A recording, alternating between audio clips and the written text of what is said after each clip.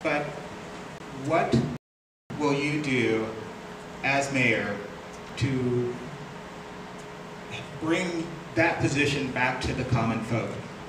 We've had a lot of things taken away, or just not really taken away, well, taken away as the common citizen. Things that are important to us that we enjoy. One was like the fireworks. The fireworks disappeared, and it was because of budget cuts. The nature center, we were going to lose it because of budget cuts. And these are things that the everyday person really, truly enjoy. And as mayor, what would you do to help bring back items like that to the everyday person who's concerned? Just talk to my neighbors. They're like, Ken, are we going to have fireworks this year? It's like, I don't know. The library was closed when me and my kid went to the library. I was just joking with Ted. He's like, don't bring your kids to the library. I go there. And it's like, but it was closed when we actually wanted to go there. And it's just like, things like that. And since I do have the mic, and I'm going to close. I'm going to make it real long. Sorry about that, guy. No, that's mine. It's like, what are you going to do to bring your position back bring City Hall back to the common folks, so that my neighbors can see that, wow, those guys at City Hall are really concerned about me. A little show of affection towards the common person. Thank you, Ken. First question I have, is that an American Idol microphone? Yes, it is. Thought I recognized the logo. Well, Ken, I'm glad you asked that question, because the mantra of this campaign, what I've attempted to do over the 6 years that I've been in office, is to reprioritize the resources, the effort, the focus of City Hall back to the neighborhoods.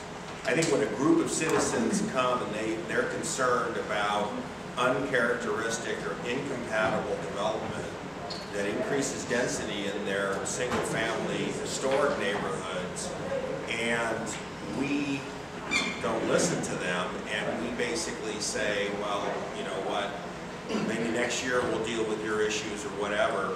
I don't think that's the way that we bring city government back to, as you say, the regular folks. I think that what we really have to do is go back into our neighborhoods. We have to understand what the needs are, public safety being, in my mind, the first thing that we need to do as a city. We also need to look at how we safeguard communities that basically are under attack. And whether it doesn't have to be development, there's all kinds of things. We've talked about bars, we've talked about, public safety, there's gang issues. We've talked about protecting mobile home folks, that are just trying to basically live their lives and trying to do it in such a way that they can afford to eat every day. So those are the things that we need to do.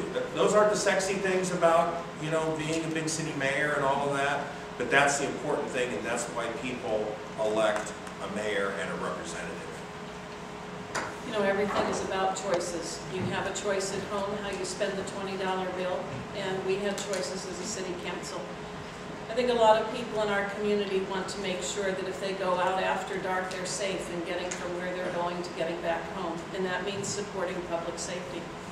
But you could have a cop on every street corner, and if you don't have a park, or you don't have a library, you don't have some after-school programs, you have kids who are up to mischief, and maybe some seniors as well.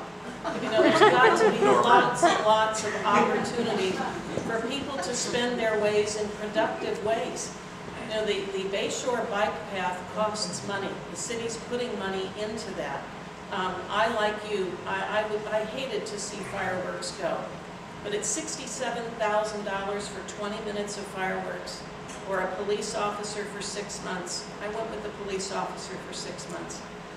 As I said before, we had Parkview Little League win the World Series championships, and they did it without notice.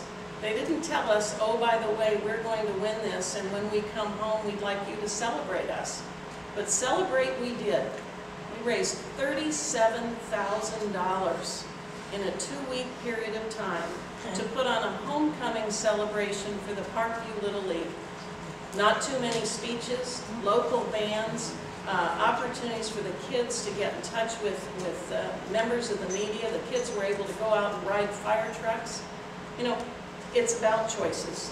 And I want to bring the fireworks back. I want to bring them back next year for our centennial.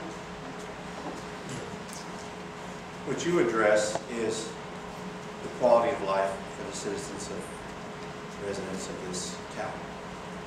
So you have to ask yourself, why is it necessary to cut, do away with things we enjoy, not develop parks, shut down the libraries, have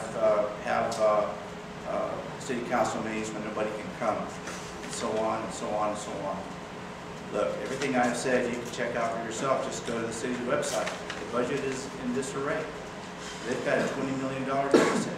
So you have to ask yourself, what has caused the reduction in these services, the police, the fire?